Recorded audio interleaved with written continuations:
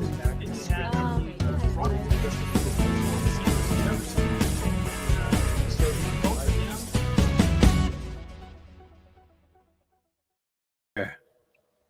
happy Monday morning to you, Rodney. Hi, good morning. Good morning. We are starting the day off right. How are you doing? Yeah, I'm doing good. I'm doing really good. I'm hearing good news out of LA, and we're going to get into that in a minute. But first, we want to welcome all of you to the chat session on the This Way Network. And happy Yay. Monday morning to you all. I see some of you coming in the comments already. We're so glad Mhm. you're here with us. And I know you're going to want to hear what Rodney's going to be bringing to us this morning because I've been anxious to know what's going on in LA. You've Yeah. had a lot of things happening, not the least of which is rain. Yeah, that's true. That's Yay! true. Yes, Helping put out those fires. we were very, very blessed. You know, it's a strange, well, no, it's not strange. My dear colleague, Dan Pettigrew, that I'm working with out here, Mhm. he called me and he was really concerned about the fires and everything. And he says, Mhm. and I mean, I'm serious. There was no call for rain. And he says, we need to pray for rain. That's what we need. We need to pray for rain. And I was thinking, like, okay, Dan. And so we did. We prayed for rain. And sure enough, I mean, it was just a couple of days later, here comes the rain. And so we actually have a a good, a good amount of rain. I mean, it really, really came down and it was really a blessing, and that was one of the things that Dan was talking about. And I think a lot of people were thinking the same thing. Boy, Lord, wouldn't it be great if it rained right about now? And sure enough, the clouds opened up, man. It got dark and the clouds started and it started pouring down. So we're very blessed about that. Amen. Yes, but there are couple of little problems with that. Now that we have rain, we kind of have a little problem. Mhm. Here in Southern California, especially after a fire, the ground is barren. And now there's an issue of floods. And now that's another thing. And also potential mudslides because the hills do not Mm. have the growth that they need. And so Right. I got an actual little report here. We are now under flood watch. And so Oh, flash flood wow. warnings and mud and debris flows caused by excessive rainfall. And this is in the Hughes area. They said that this is going to continue until about 10 o'clock this morning. I'm peeping out the window as we speak. It's not raining, it's just very cool and very overcast. But these burn areas could trigger flash flood and mud flows and different things like Mhm. that. And so the USG threshold says the debris flows and things are very possible. So they're telling everybody to keep their eye on this. And so you can check out weather.gov. And so Mhm. currently, the weather, let me see here. This was the actual report that came in. They say this fire had actually had 57,000 acres burned. Sadly, Mm. 28 fatalities, 16,000 structures that were destroyed. Many of these are homes, and there were actually 301 spot wildfires that popped up places, and Wow. it was very, very devastating. We actually have some aerial shots. This is really what Los Angeles was looking like when these fires Oh, were. my goodness. And a lot of these were homes. And it's very, very sad that when those fires got going, it was the winds just drove these things. They say it was like a Mhm. blast furnace because of the Santa Ana winds. Normally, the winds don't do this. Normally, but the winds actually came over the mountains and pushed it down into Mhm. the community. Mm. And Mm. people said that there were, um, just minutes for them to get Mhm. away. Mhm. One of the saddest things is there is a very prominent area over in Pasadena, California. It's called Altadena, for some weird reason, there was a huge collection of very, very, very successful. It just turned out to be a very prominent African American community. And I mean, all the homes were over $1 million. So everyone over there were very well established. They had been there for a time. And literally, the Altadena Community Church burned down. And so these are just some of the images. This was a before and after picture. These things are starting to come in now.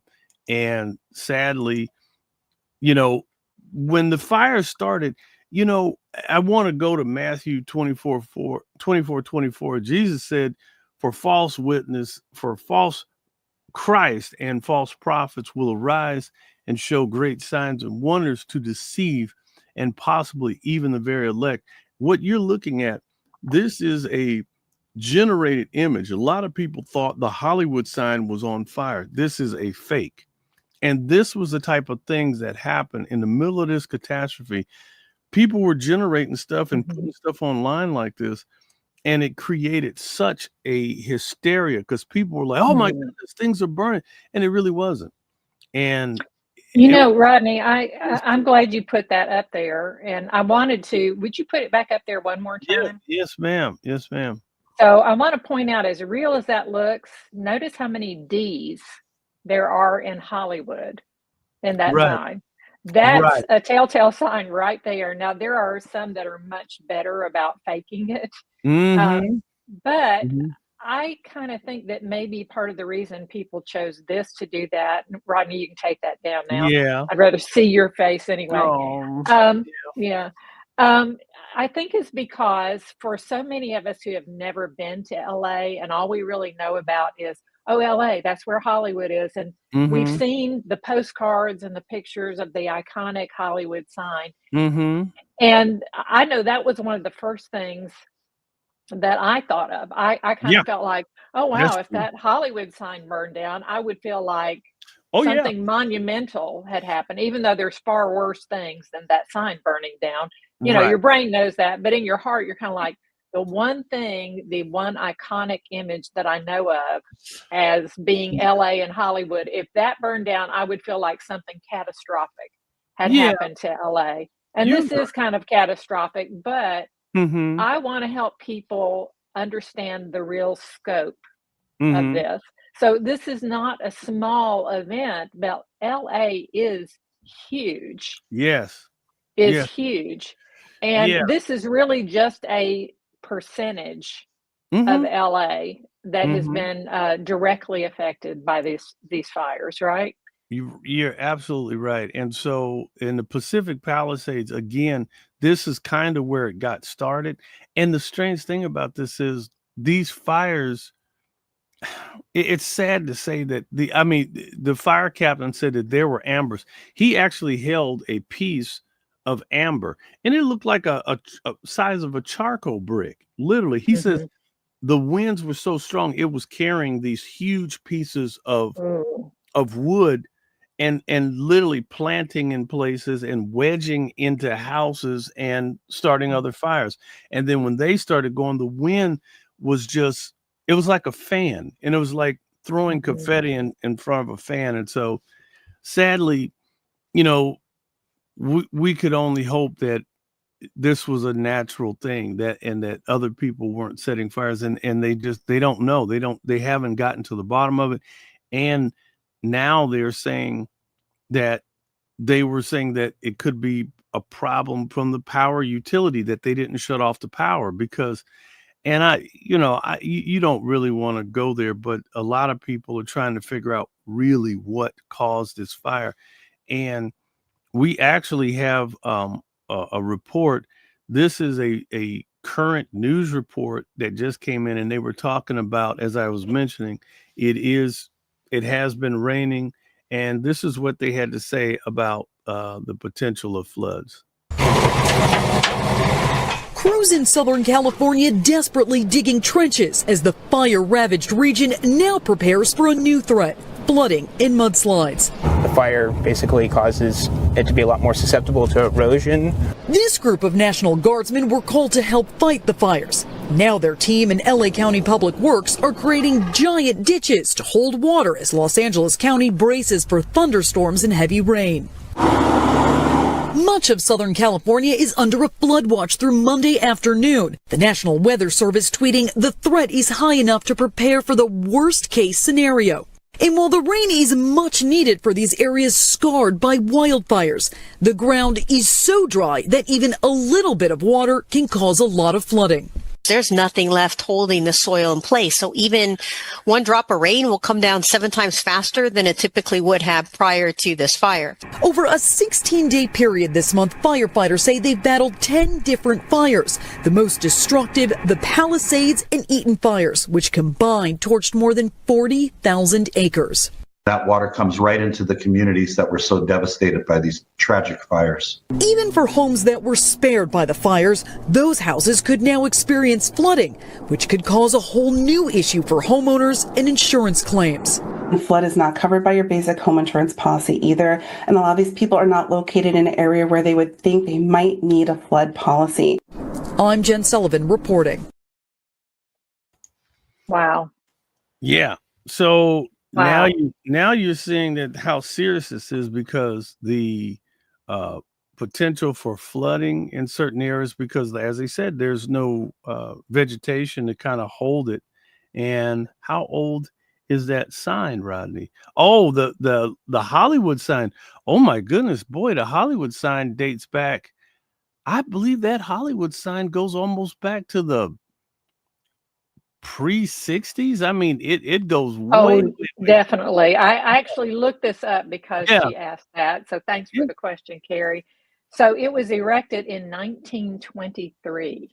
23. So I 23. wasn't around it's, then. yeah, it's over 100 years old. Wow. And it Yeah. said the sign was developed to originally it was built to promote a new housing development called Hollywood Land. And so Yeah. it used to have the land at the end of the sign. That's right. It did. And yeah, and then it said it was only supposed to last a year and a half, but it remained up for about 25 years, promoting that housing Mhm. area. And it said it was repaired in 1939 and 1947, and the land part of the sign was removed in 1949. So not until after the Second World War. And then the sign was restored in 1978, and a security system was installed to prevent vandalism. Right. And now that I do know, a lot of people come out here, and it's actually, that sign is actually on private property. There's a people who own that land where that Mhm. sign is. And it is the craziest thing. There are people who come here from all around the world, and they'll drive up I know the street. You can literally, it's right off of Fountain. And if you just come up Fountain and take a right and just start driving, you will keep going and you'll keep seeing the sign getting bigger and bigger. So people want to stop. But now there's a fence there, and people have bored through the fence, and they want to go out there and take pictures in front of it. But now they say that there is what they have is like laser. And if they see movement up there, here comes the LAPD. They're going to come pay you a visit, in the local security force. They will come up there, and you don't want to go up there mess around the sign, because you will leave with silver handcuffs on. So definitely. Well, Yeah. well, we're glad to know the sign is safe anyway. Yes. But Thank let's get goodness. back to the other issues you were talking about. For one, the Mhm. possibility of flooding. So that Right. sounds pretty severe right there. I want to ask you about another iconic piece of Hollywood. I Mhm. remember reading a report that there was a fire in Studio City, and then I didn't hear anything more, and I thought, is Studio City gone? Is it, what Well, happened there? again, there were pockets throughout, LA that did catch on fire. And Studio City is it's close to some smaller studios over in that area. And a lot of people, it's really strange that Warner Brothers, which is a big, big studio, it actually started out as a smaller studio in kind of over in the heart of Hollywood. Warner Brothers is now over near Burbank, California, but where the really big studio, but the original location was over in Hollywood. And so, and it was the Warner Brothers who kind of started that thing. And so, but sadly, So Studio City had more to do with television, didn't it? yeah, television. Yeah. So, and that's kind of where, but it's still a lot of industry things that happen over in Studio City. But again, there were some homes that were damaged. There were homes that were lost. And again, it just kind of, that fire moved around the city. But thank goodness, again, we have to be so thankful that Lord knows that this thing stopped, and that they have really, really worked hard to get this thing under control. And then they were doing all the water drops. A lot of people were complaining. And matter of fact, the fire chief for from Los Angeles, he made a statement and he says, you know, I hear these types of grumbling, and they were saying that, oh, there wasn't enough water. He says, I'm going to tell you, there was not enough water to handle that much. He goes, this was a phenomenon that even if the system was completely stocked, he goes, they didn't have enough water for all this. He goes, we really were caught off guard. And so, and then some people were saying, well, why did you just go out to the ocean? And my brother actually called me and he goes, why didn't they just go out to the ocean and scoop up water and come?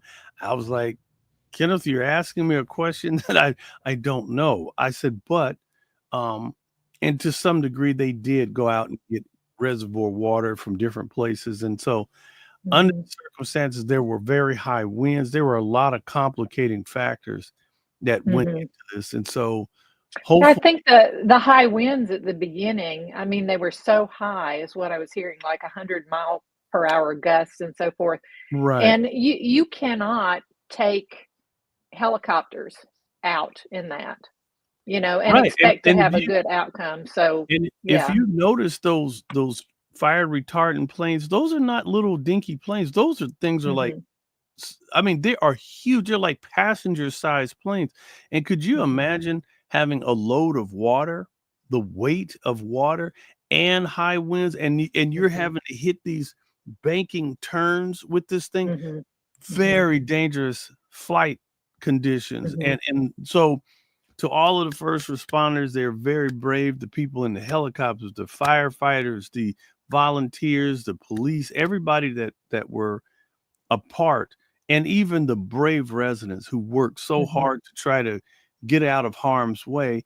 And now, like I said, we had a lot of video footage, and there's a lot of talk about the people abandoning cars that had kind of clogged up the streets. They are going to, I'm sure they're going to make some kind of rules about this. And now people need to know, if you're going to abandon your car, don't just bail out of the car, because they had cars literally all over the street. They literally had to go in with bulldozers and start moving cars around. That could have been a bad, well, that really was a bad thing, because that slowed recovery and help a lot, because they had, by the time they got there, now they had to wait for these big bulldozers to come. It wasn't like the bulldozers were around the corner. So hopefully we will come away from this catastrophe more knowledgeable and more ready for these type of emergencies. And so, you know, again, you know, to all the families who have lost loved ones and property, God bless you. And now there's a big, you know, outpouring from different communities where people are literally giving things and trying to make a difference. I don't know how big the sponsors are that are coming through to help people, but it's sad. So many people lost everything, all the way down to clothes. And so there's going to be a great need for support. It's like you said, yeah, some people only had minutes. They literally got out with their pets and their keys, you know, got in their car with their pets and their keys, and maybe were able to grab a few important papers or something, but that was it. And So, and again, we want to make sure that people have an emergency plan. It could be it could be a flood, it could be fire. There could be so many other things. Where did people go on foot? Well, you know what? That was the whole thing. There were people who abandoned cars, and that is a huge question because and there were cars that were damaged. There were it was terrible, and I that's a question that I just don't know, because when they started feeling that the roads were blocked or impassable, and they just couldn't get through, they panicked, and that's the whole thing. There was a lot of panic going on, and as you can imagine, and so hopefully,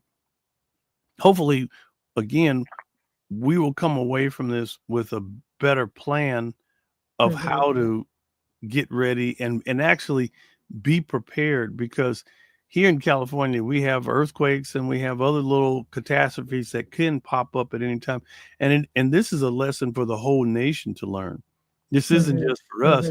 This is everywhere, and I guarantee you, people all across the country are going, where are my birth certificates? Where's the deed to my property? Where? And people are starting to ask these questions, and everyone should have a very good plan where they have these things, where they can get them in an instant if needed. And there's also, people need to know, you need to have good communication between your families, because imagine running out, I have 2 phones, but imagine if you run out and one of your phones for work and you forget your personal phone and you got all this paranoia going on. Hey, you need to have things really, really buttoned up.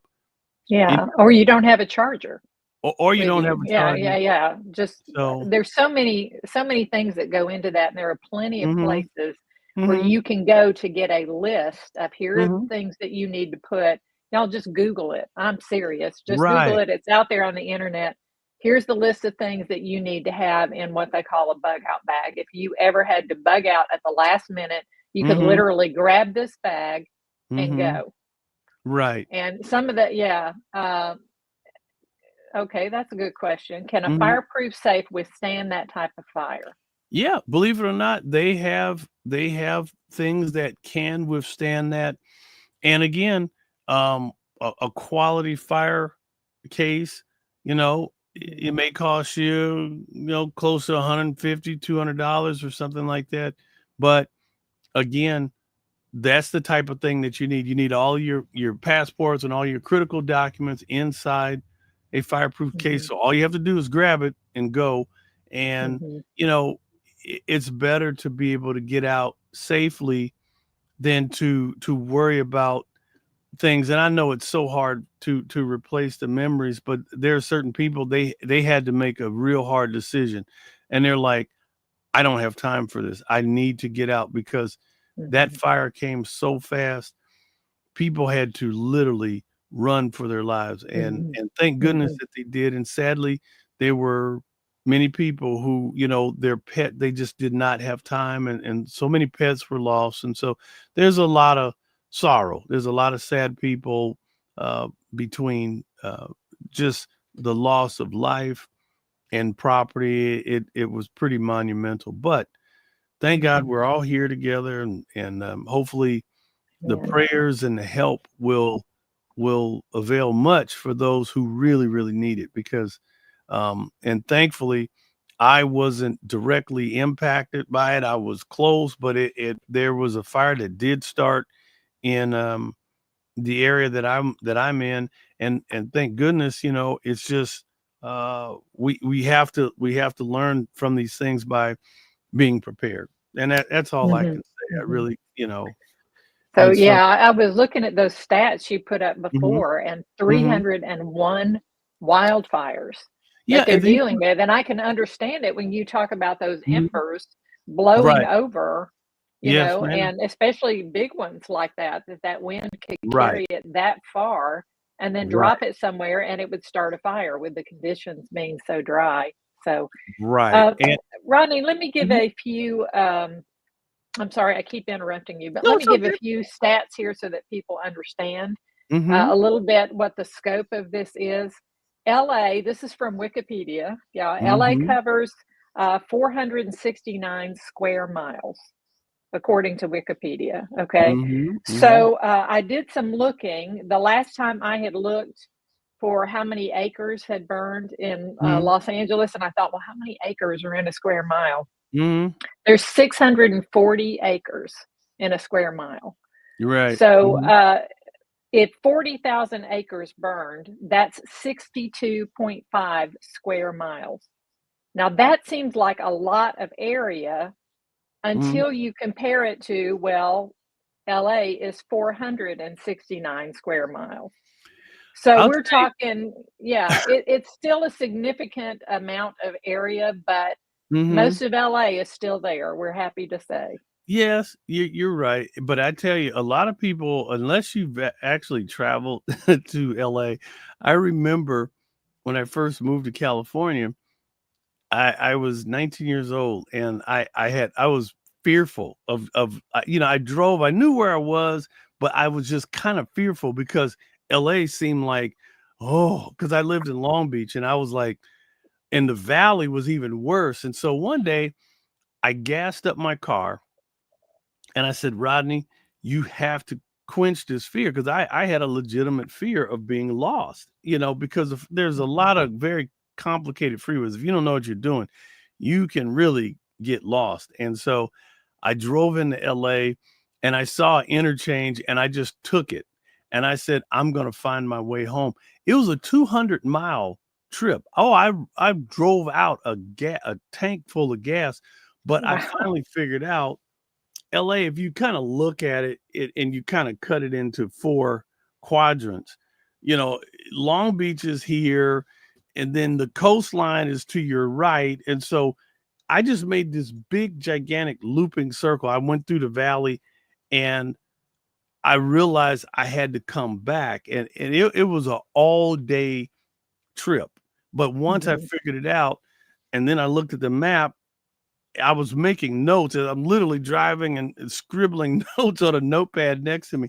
But I figured out how to get around. And so once you know your way around, it's not so bad. But you're absolutely right. There are huge plots of land. I mean, and when you're from Mhm. coming in from Riverside, coming into LA, that's like 60 miles one way coming into Mm. LA. So there's a whole lot of towns, a whole lot of businesses, a whole lot of homes, a whole lot of schools. And that was another thing. We lost a lot of schools in certain areas, Mm. banks. I mean, we just core things that are in the community. But again, we're thankful that the rain came. The Lord blessed us with some really good, solid rain, and it did make a huge impact. It made a huge impact on the rain, and I Sure. think that people were satisfied. And again, it's just, and hopefully it would wash away some of the sorrows too. And as we Mm. prepare, there's a gentleman. I wish, as a matter of fact, if I would have had a little more time, I got a call from a gentleman on the East Coast, and they do the type of recon after huge disasters. And so they were calling me, asking me, Rodney, who could we contact in the city of Los Angeles? Because we are ready to go. We have equipment, we have manpower, we're ready to hire people. So I was like, Mhm. wow. So that's something this week that I will be going through my little Rolodex on and trying to connect the dots. And Mhm. hopefully, because there's so much need uh Oh, yeah. here in LA to be able, because there are people who just they don't know where to begin because everything is Mhm. it Mhm. needs to be checked, it needs to be cleaned up, and you have to be very careful because some of this stuff is hazardous material. and Mhm. and that was another thing. A lot of people were upset because they were saying, well, there's water right out here on the ocean. That could be a potential problem because if you dump uh salt water onto property, it could cause damage. Mhm. A lot of people don't know that. And so Mhm. I don't know if that was a reason that they were trying to deal with freshwater sources, but in I some think it has to be. Yeah, it has to be. yeah, I let me just share a little story with you here. This is Mhm. deviating slightly. Y'all pardon me No for this. problem. Uh, my husband was a nuclear engineer at a power plant, and Oh, um, one of the things that he did, he was in an industry-wide safety committee mhm. that helped power plants and nuclear plants prepare for any contingent emergency, right? Right. So you remember that huge earthquake they had in Japan several years ago? Oh, yeah. Yeah. That, yeah, with the enormous tsunami that came in, etc. Mhm. So there was a nuclear plant there that Right. was near the ocean, now set up, high enough. Mhm. The previous highest tsunami they had ever had there was about 25 feet. They had put markers on the land there and said, you cannot build below this because this is the highest Right. it's ever come, and we're not letting you build below it. So the Mhm. nuclear plant had been built above that, the homes had been built above that. Well, the tsunami that came in, because this earthquake was so huge, was 40 feet. Right. 40 feet. Mhm. So the nuclear plant became deluged, Mhm. okay? And then, of course, things stopped working. And when things stopped working, they started having a core meltdown. Right. So they were trying to lower the temperature of the fuel, and they literally got in the ocean. They took water cannons and they started spraying it on the Mhm. nuclear plant, trying Right. to bring down the The temperature of the temperature. fuel that was melting, right? Well, I was watching this with my husband standing there, and I had just told him about it. He didn't even know about it. He came in, he was watching it on the TV with me, and I said, "This is what they're doing to cool it down." And he said, "Oh no." I said, "Is that bad?" And he said, "If they're spraying salt water on that, that's very bad." And I asked him why, and he said, that salt water is going to interact with some of the chemicals and not just the chemicals, but the spent fuel there. Mhm. And it's going to create hydrogen, and that's going to build up and cause an explosion. And just a few minutes later, that's exactly what happened. It exploded, and then there was no containment. Right. Everything went dark, and you had people trapped there. You had Right. people trapped in the power plant who are now exposed to this radiation. And the best they can do is stay there and try to, because Mm. all the controls are not working because they're all Right. run by electricity. And now there's no electricity. They had power generators, but they had power generators on the first floor. So Right. when the tsunami came in, it took out all the generators they had. So, they learned from this. This is what you were Right. talking about with learning from every disaster. They Mhm. learned, oh, well, if we're going to have power generators, they can't be on the first floor. We're going to have Okay. them somewhere else. And so they started changing things to develop it. But Mhm. this is the sort of thing our leaders have to be able to think about is, yeah, Right. we've got an ocean right there. It seems like, oh, we've got all the water we need. We can just Mhm. go ahead but no, you don't know what it's going to interact with. You don't know if it's going to damage the very planes that are picking it up or the Right. instrumentation or whatever. And of course, then when you dump it on the land, at the Mhm. very least, what is going to happen is it's going to put salt in the land and nothing's going to grow there for many Right. years And see, after that. all So, of these yeah. all of these things are very, very valid, and, and people are just trying to figure out how did something like this get so far out of control so fast, and we have someone, and Chloe says, "This is so interesting to me. I live 7 miles from a nuclear power, and tsunamis are so interesting." Yeah, and it's been, you know, that thing that happened in Japan was a major catastrophe, because when you start talking about those waves coming in and washing through towns, and they just washed the cars through town Oh, like yeah. as if they were nothing. Buildings, anything in its path, Hmm. Hmm. was completely wiped out. And I believe that tsunami also kind of affected Thailand.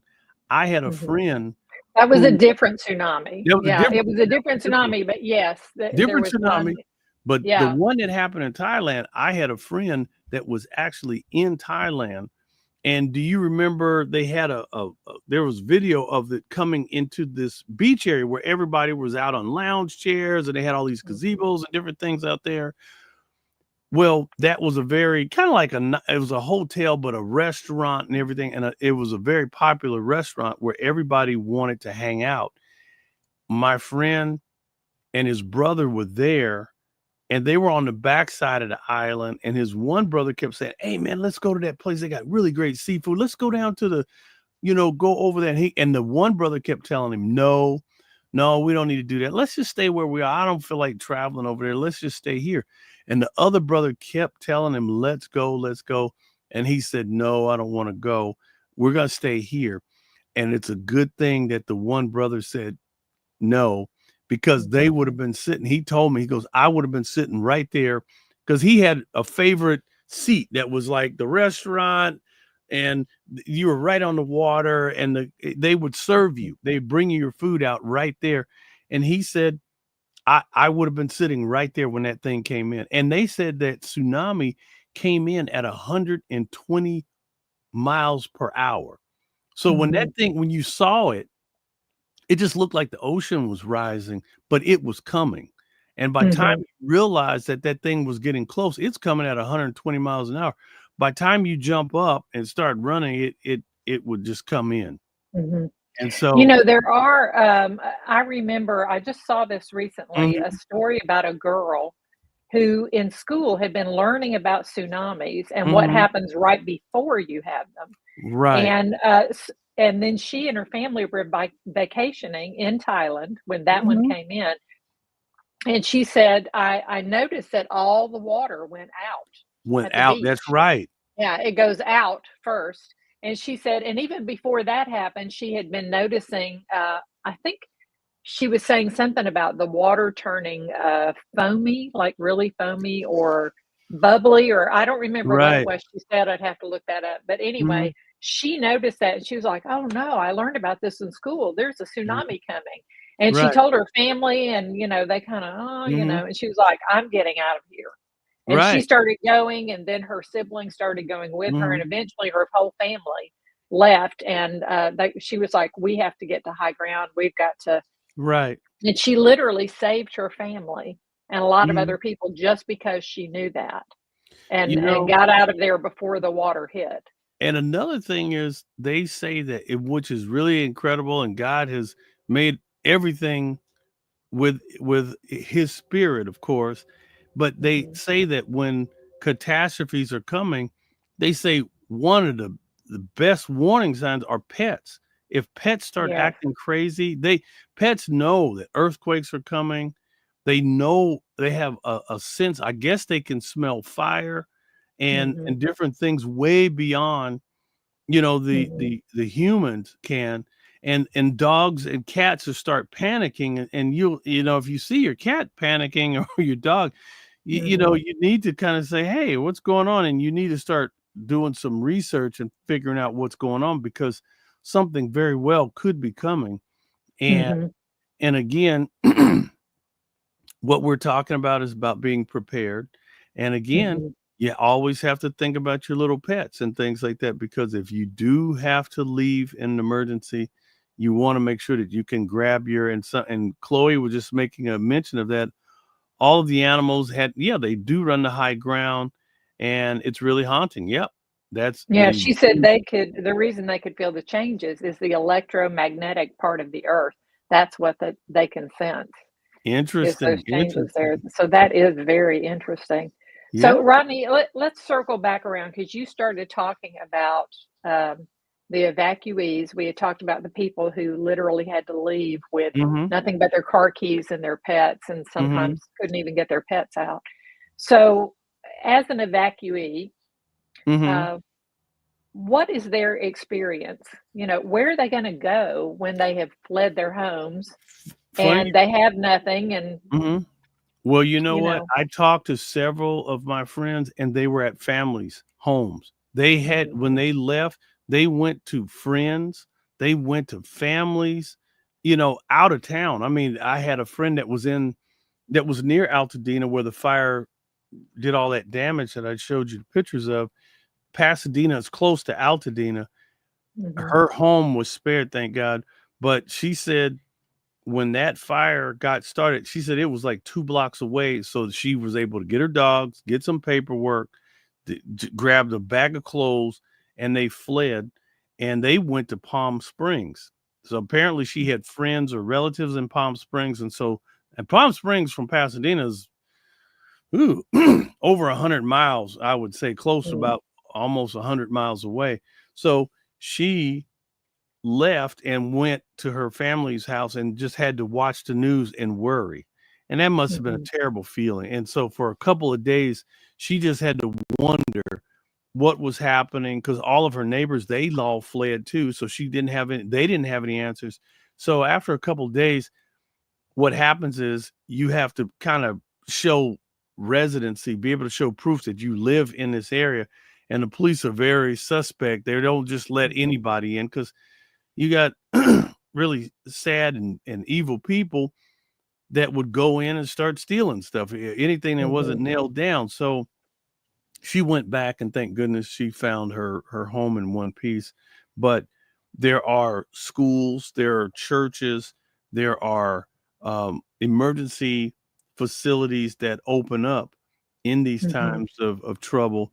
And of course, the radio stations and things were broadcasting, because information starts coming in, and they really do try to get that information out in the airwaves. And then, of course, the news start running stories about emergency facilities that are opened up. So, again,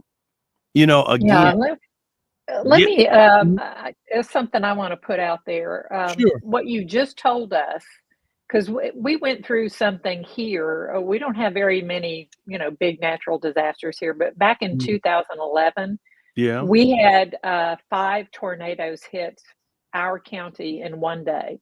Wow. And one of them was a Cat 5. That's and weird. did very huge damage to the whole infrastructure. So the entire county was without power for a long time. I know at our house we were without power for almost a whole week, and while they were trying to get it back up.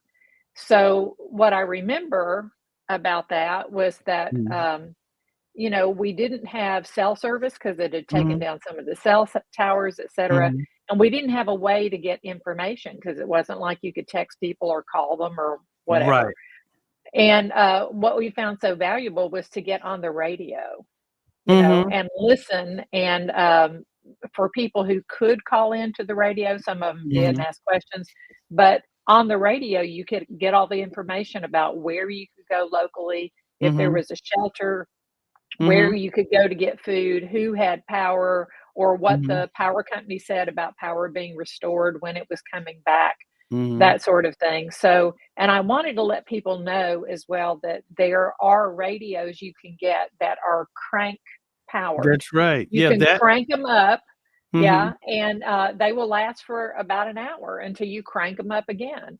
So the good news about that is you don't have to have a charger. You don't have to have your, run down your car battery so you can listen to the radio. You can get radios that crank up like that. And they usually have like a flashlight on them as well. Right. And some of them now you can crank them up and they actually have a port where it generates some electricity and you can charge your phone off of it, which I think is amazing. So these are, and Carrie had asked, about, some of the veterans that my colleague is James Andrew. He's a tailor. We did the event together. And so Carrie was asking, how were the veterans and stuff like that? Of course, there were so many people, and again, imagine being already being homeless and having this fire hit. It was so devastating. But the things that you were mentioning, the crank radio, making sure that you have a plan, having this emergency kit, also having an evacuation map, knowing where you are and knowing, well, if this is blocked, how can I get out of here? all of these things are very, very, very important. Mhm. And, Mhm. having a plan in place and making sure that you have a checkoff list. Mhm. Every family should have. And oh, this is another thing.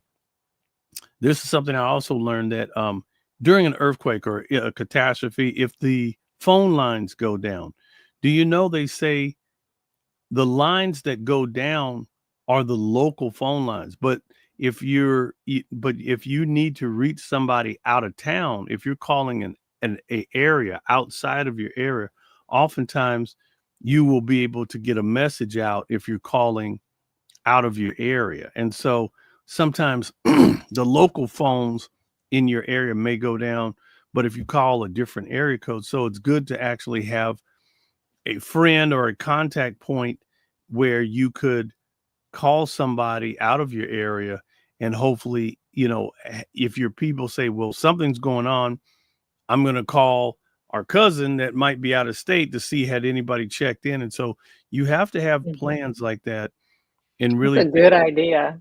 yeah. So Yeah, a really good idea. yeah. I've also noticed on Facebook, they Hmm. have a feature where I don't know who starts this or how it happens, but they usually have a feature where if there's some Hmm. natural disaster or some other, Hmm. big kind of um, catastrophe that happens, Hmm. that people on Facebook can get a Hmm. message to family or friends by going to that on Facebook and checking in and saying, Right. I'm I'm okay. okay. And Yeah. then, yeah, and then your friends and family, because you checked in, will get a notification that you checked in and that you're Yeah. okay.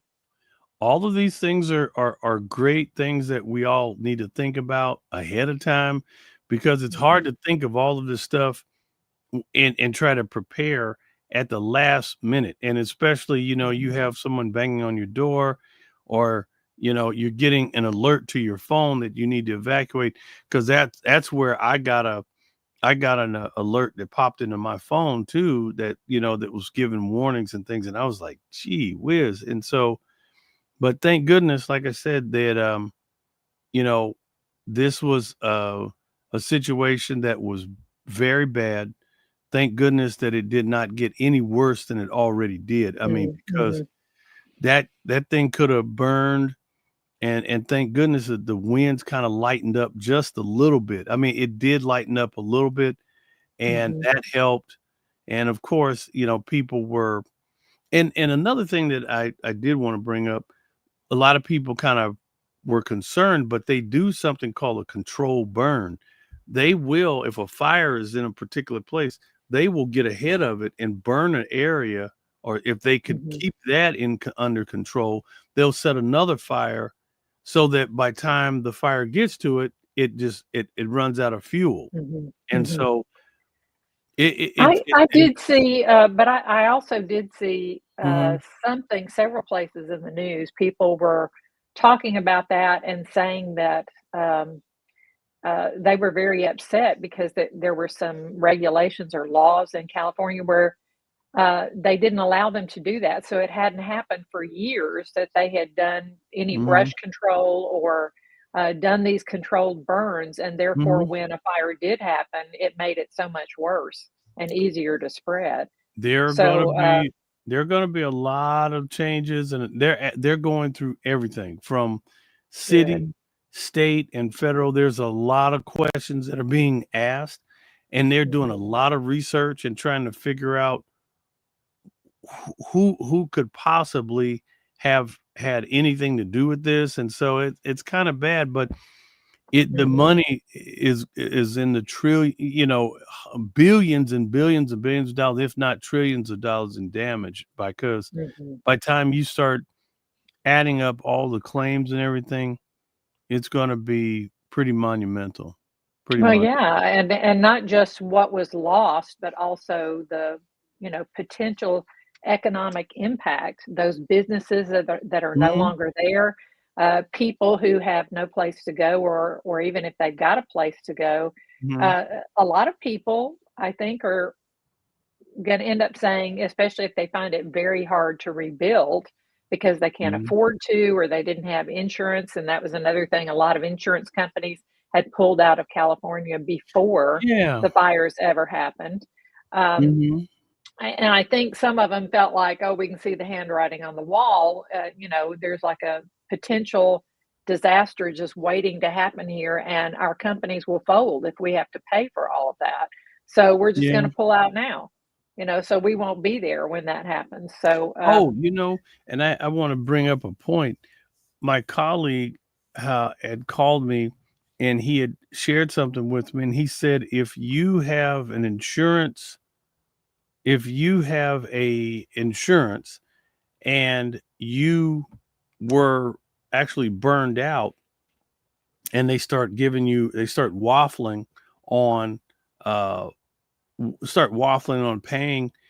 mhm, He actually said you could call the broker, which is actually like the parent of your insurance company. He goes, mhm, there's always your insurance company, but there's actually somebody behind them that's insuring that insurance company. mhm, He goes, take your claim to them. Don't worry about your immediate. Go to the one that's insuring your insurance company and put in a claim there.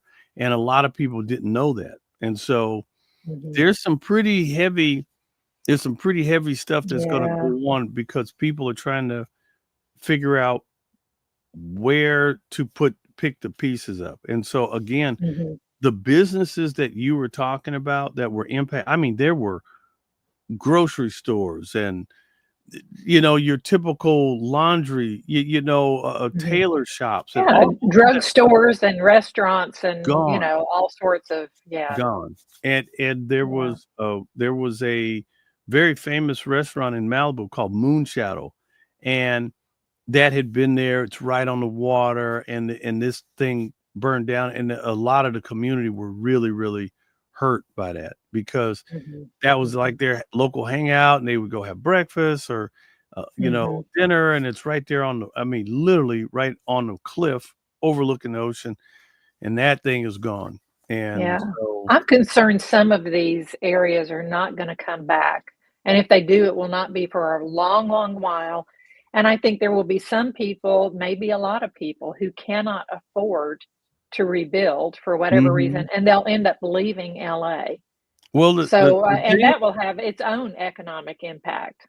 it will, and the sad Mhm. part of this is when there are these huge catastrophes, it opens up opportunities for people who are financially strong to come in, and they'll like, "Hey, I know I'm sorry you've lost your place, and yeah, your place was probably valued at $4 million, but we'll give you 800,000." And most people will say, Mhm. I'm gonna pick up the pieces and go. And that those entities will gobble up large parcels of Mhm.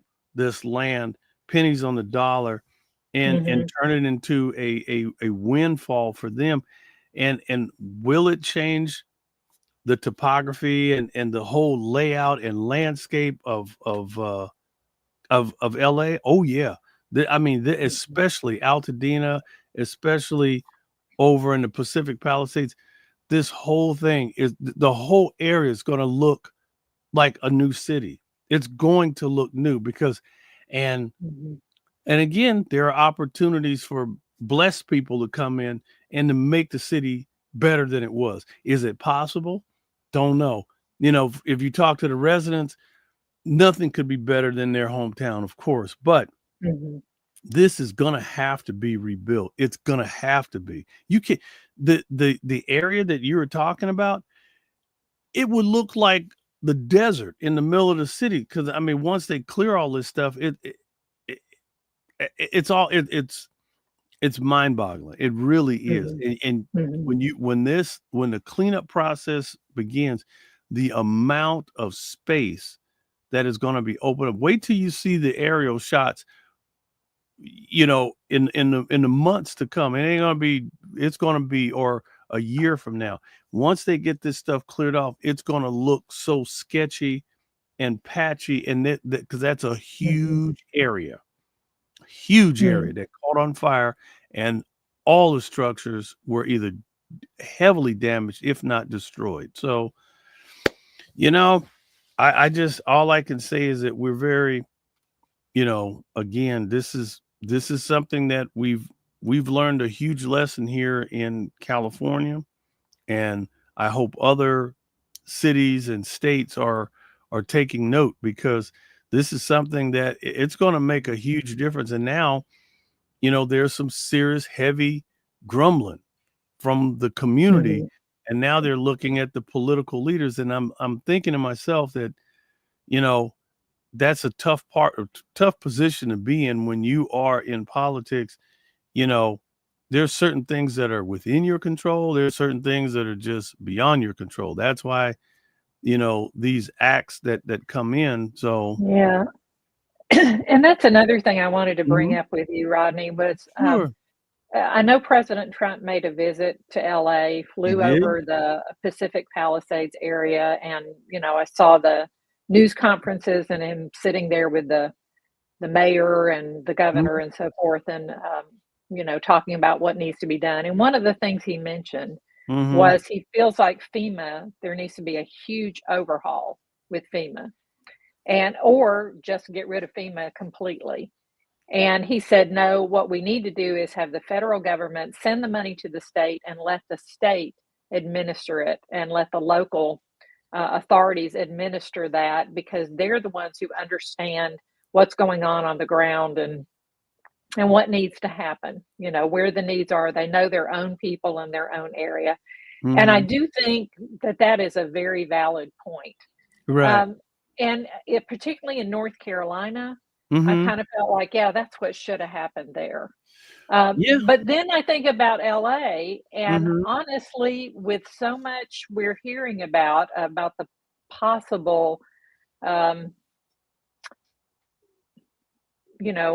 some people are pointing fingers at the political leaders Mhm. in California who have been there for a very long time, and saying, "Oh yeah, you're the ones who got us in that position, so we don't need you to be the ones who administer these funds, because we've already given you Right. lots of money, and look what we haven't gotten for our money."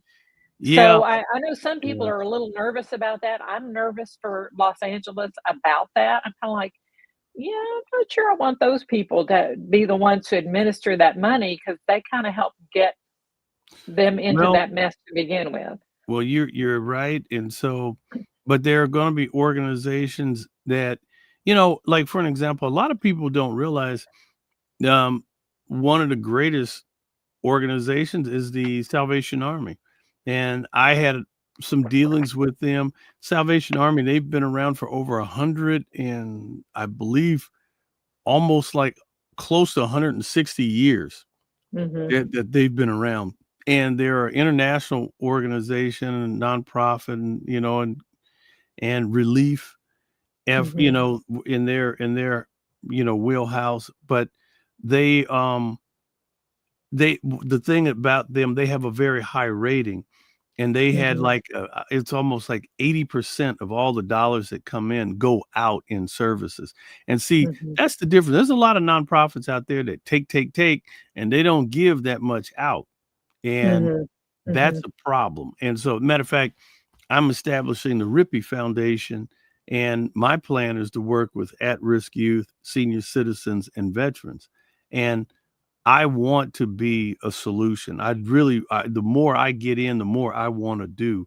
And I'm in the process and the throes of getting that set up. And hopefully, once it's official and everything is set and I have my nonprofit status, I will be able to provide these services. And there are grants and things out there.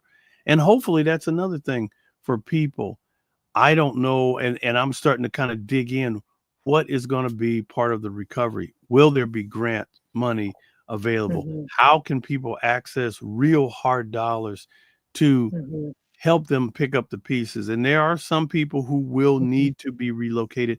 And I just don't like the idea of people not having homes. And I really don't want to see these huge, mhm, massive apartment structures, because that's just not quality of life. When you start looking at, you know, having a home and a family, that's a big difference, mhm, than living in an apartment or a condo and stuff like that. I hate to throw stones at people who build and own apartments, but it's just that hopefully we can get people back in homes, and because Mhm. where there are homes, there are community, and where there's homes and community, there are family and there's Mhm. stability. And so Mhm. hopefully we're going to be able to see some of that return to California, because there are a lot of people and they were very successful. I mean, a lot of these people, they bought in these areas back in the day. I mean, they bought back in the day and maybe they paid, Mhm. you know, $80,000 for their home back in the day, or they were just fortunate to have a strong job where they could afford to Mhm. be in a nice area. And lo and behold, those houses are millions of dollars now. So imagine starting out at 80,000 and your house is worth millions of dollars and it burns down. And it's Mhm. how do you replace that? How do you rebuild?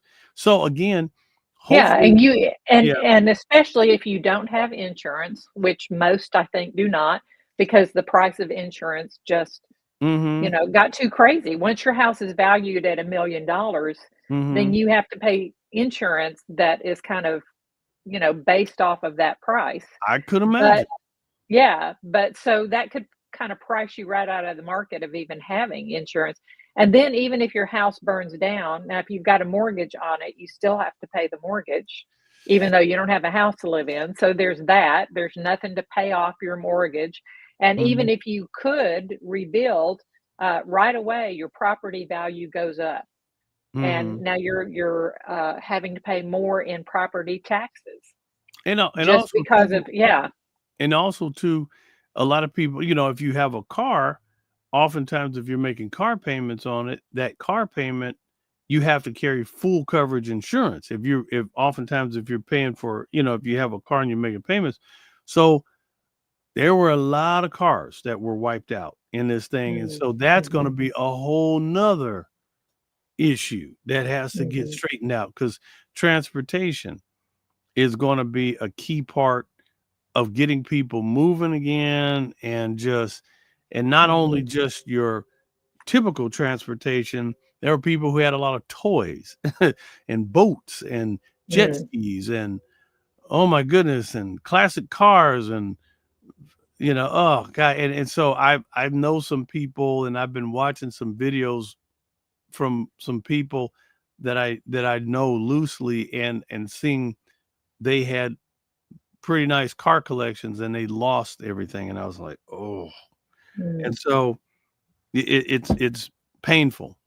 It's yeah. really painful. So I mean, but again, if you got the Lord, boy, you got everything, and you got your life, and hopefully, these people will be able to pick up the pieces. And again, like I said, it seems as though a lot of people are pitching in. They did say the Red Cross. There was something I saw on the news that, if you're needing help or relief, and the American Red Cross, they're getting involved. So you know, I'd like to make a pitch for Samaritan's Purse.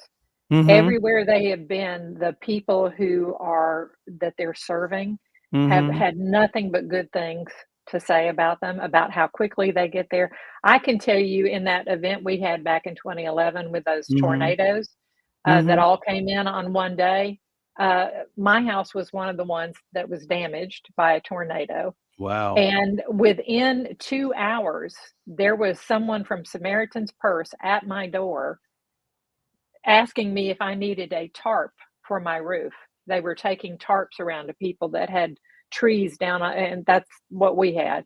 They had trees down on their roof, and they were like, "Do you need a tarp to help protect your home from the next round of rain Mhm. and so forth that is Right. coming, and mitigate the damage?" So Wow. they have a volunteer network Mhm. that is like everywhere, and they're a faith-based organization, Mhm. and they do tremendous, tremendous work and have a marvelous reputation. And I know they're already in LA. Mhm. So if you want to hook up Samaritan's Purse, Salvation Army in Mhm. particular, um, either one of those, I say, yeah, go for it.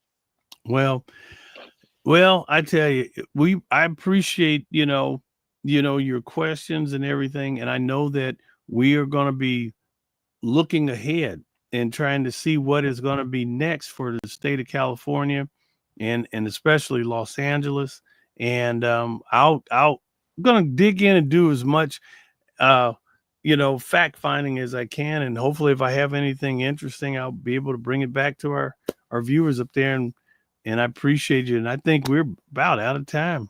It is about Yep, that. we are. We're already Yep. past time. So, Yeah. but Rodney, thank you so much for giving us this update. We really appreciate Yeah. getting to hear all these things because we've all been wondering, Right. and the questions that we're wondering, we really don't have anyone to ask them to except And- someone who's there like you. So, And please keep praying, not only for me, but keep praying for all the people here in Southern California. Not only just Southern California, pray for your neighbors. Wherever you're watching, make Yes. sure you pray for your family, pray for yourself, pray for someone who you don't even know. Just put that blanket prayer out there because I'm going to tell you, the Lord hears every last one of them, and it means yes, a lot. And so, and I'm yes, sure people need strength. They need encouragement. They need hope. They need blessings. They need giving. They need so much. And so that's where we are. So make sure that you pray. And I guess, Nina, I'm gonna let you close us out. All right. Thank you for joining us today, everyone. Yep. And I hope you'll come back next week. Yep. We'll be here on every Monday, and we just appreciate you so much. And y'all be of good courage. Yep. Because God is with us, and we aren't alone. Bye, everybody. Have a great week, everybody. God bless and take care and let somebody know you love them. Bye-bye. Amen.